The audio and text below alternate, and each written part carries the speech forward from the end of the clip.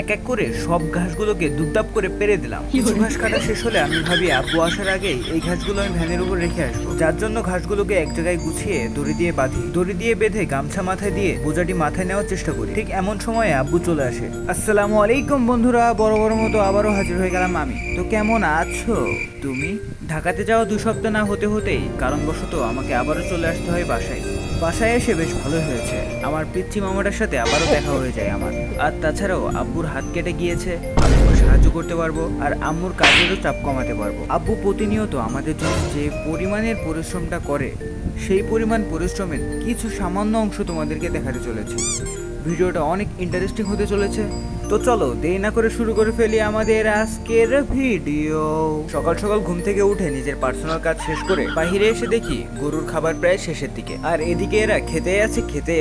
আমার বাসায় 3টা গরু রয়েছে, একটা পিচ্চি গরু আর 2টা রয়েছে পেটুক গরু। ওরে ভাই রে ভাই, যে খাবারটা খায় ওরা, ঘাস খাওয়িয়ে খাওয়িয়ে পেট ভরানো যায় না, এরকম একটা অবস্থা। যেহেতু ঘাস কাটতে যাবো সকাল সকাল, তার জন্য প্রচুর শক্তি প্রয়োজন, তার জন্য ব্যায়াম করে নিলাম। কতবার এই ব্যায়ামটা দিতে পারো অবশ্যই আমাকে কমেন্ট করে জানাবা। আমি 14 বার মতো পারি। আর এই হলো আমাদের বাসার কামরাঙ্গা গাছ। আল্লাহর রহমতে প্রতিবারই খুব সুন্দর ফলন হয়। আর তোমরা তো দেখতেই পাচ্ছ প্রতিটি গাছের ডালে ডালে কামরাঙ্গা ধরে একদম টইটুম্বর। কিছুক্ষণ পরে আমি আমার ড্রেস আপ চেঞ্জ করি এবং এই গরমের মধ্যেও ফুল হাতা গেঞ্জি এবং জুতো পাই দিই, যার কারণ কিছুক্ষণ পরেই তোমরা বুঝতে পারবে। তারপর সুন্দর করে ভ্যানটি বের করে নিই এবং আব্বুর জন্য অপেক্ষা করতে থাকি। তোমরা ইতিমধ্যে অনেকে জানো এবং অনেকেই জানো না, আমাদের বাসাতে অনেক কামরাঙ্গা গাছ রয়েছে। এক কথায় বলা যেতে পারে কামরাঙ্গার বাগান রয়েছে। কিছু কিছু গাছে কামরাঙ্গা ফল ধরে ভরপুর, আর কিছু কিছু গাছে কামরাঙ্গার ফুল ধরে ভরপুর। ক্যামেরাতে খুব স্পষ্ট বোঝা যাচ্ছে না, কিন্তু সামনাসামনি অনেক সুন্দর স্পষ্ট বোঝা যায়। আমাদের কাছে কামরাঙ্গার যে যাত্রী রয়েছে, সেটি বছরে কেবল 2 থেকে 3 মাস মাত্রই ফল থাকে না, তাছাড়া সারা বছরই ফল থাকে। অঞ্চল ভেদে কামরাঙ্গার চাহিদা ব্যাপক, আর তাছাড়াও দিন দিন চাহিদা বেড়ে চলেছে। কামরাঙ্গা ফল এবং কামরাঙ্গার চারা বিক্রি করে ব্যাপক হারে লাভবান হওয়া সম্ভব। যারা কামরাঙ্গার চারা সংগ্রহ করার পরিকল্পনা করছো, তারা দেরি না করে আমাদের কাছে থেকে এখনই ক্রয় করে নাও। আমাদের থেকে কামরাঙ্গার চারা সংগ্রহ করলে একটি বিশেষ সুবিধা পেয়ে যাচ্ছ। সুবিধাটি হলো বাংলাদেশের যে কোনো প্রান্তে কুরিয়ারের মাধ্যমে আমরা কামরাঙ্গা চারা ডেলিভারি করে থাকি। কামরাঙ্গা চারা ডেলিভারির 1 মাসের মধ্যে গাছটি যদি মরে যায়, তাহলে পুনরায় আমরা আবার কামরাঙ্গা চারা তাকে ফ্রিতে দিয়ে দিব। শুধুমাত্র পুনরায় সেই ব্যক্তিকে ডেলিভারি চার্জটা দিয়ে দিতে হবে, আর গাছটি যে মারা গিয়েছে সেটার যথাযথ প্রমাণ দিতে হবে। বেশি পক না করে কাজের কথায় আসি। এরপরে আব্বু রেডি হয়ে বাইরে হাঁটা শুরু করে দিয়েছে এবং আমি ভ্যান নিয়ে বের হয়ে গেলাম। আর আমাদের বাড়ির পাশে রয়েছে অসাধারণ ড্রাগন বাগান, যেখানে অলরেডি ড্রাগন ফল ধরা শুরু করে দিয়েছে। আর আব্বু হাঁটতে হাঁটতে সামনের দিকে এগাচ্ছিল। সামনের দিকে এসে আব্বু আমার চাচার দোকান থেকে কীটনাশক দেওয়া মেশিনটি সংগ্রহ করে মাঠের দিকে আমি আর আব্বু রওনা দিয়ে দিই। যেতে যেতে কিছুক্ষণের মধ্যে আমরা মাঠে পৌঁছে যাই। ভ্যানটিকে নিজ দায়িত্বে লক করে রাস্তার পাশে সুন্দরভাবে পার্কিং করে আমি আর আব্বু মাঠের উদ্দেশ্যে রওনা দিয়ে দিই। গুটি গুটি পায়ে সামনে এগাতেই ঘাসের জমিতে চলে আসি। ঘাসের জমিতে চলে আসার পরেই দেখি কোনো এক ভদ্রলোক আমাদের ঘাস চুরি করে নিয়ে চলে গেছে। এই যে পার্কে যে অংশটুকুন দেখতে পাচ্ছেন, এখান থেকে এই পর্যন্ত এই অংশটুকুন ঘাস কেটে নিয়ে চলে গেছে। আরে ভাই, অযথা পাপ করানোর কি দরকার? আপনার ঘাস প্রয়োজন, সেটা আব্বুকে বলার সাহস না পেলে অন্তত আমাকে তো বলবেন যে ভাই আমার ঘাস লাগবে, তাহলেই তো আমি পারমিশন দিয়ে দিই। অযথা না বলে নিয়ে গিয়ে পাপ করানোর কি দরকার? বহুদিন পর এত সুন্দর প্রকৃতি উপভোগ করার সৌভাগ্য হলো। ঢাকায় থাকাকালীন এরকম প্রকৃতি দেখার সৌভাগ্য কখনো হয়ই না। চলো প্রকৃতির কিছু অপরূপ সৌন্দর্য তোমাদেরকে দেখাই।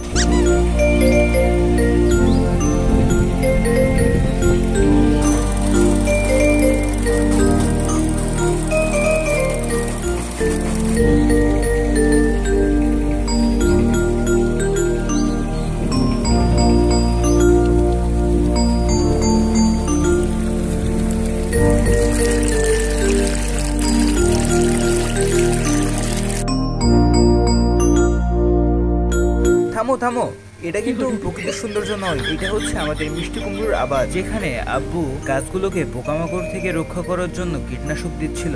আর আমি হা করে দেখছিলাম। হঠাৎ করে মনে পড়লো আমার তো ঘাস কাটতে হবে, তাই ওখানে আর দাঁড়িয়ে না থেকে ঘাসের জমির দিকে রওনা দিয়ে দিলাম। আর এক এক করে সব ঘাসগুলোকে দুপদাপ করে পেরে দিলাম। কিছু ঘাস কাটা শেষ হলে আমি ভাবি আব্বু আসার আগেই এই ঘাসগুলো আমি ভ্যানের উপর রেখে আসবো, যার জন্য ঘাসগুলোকে এক জায়গায় গুছিয়ে দড়ি দিয়ে বাঁধি। দড়ি দিয়ে বেঁধে গামছা মাথায় দিয়ে বোঝাটি মাথায় নেওয়ার চেষ্টা করি। ঠিক এমন সময়ে আব্বু চলে আসে এবং আমি বোঝাটা মাথায় নিতে ব্যর্থ হই। পরে ঘাসের বোঝাটি আব্বু মাথায় নিয়ে ভ্যানের উপর রেখে আসে।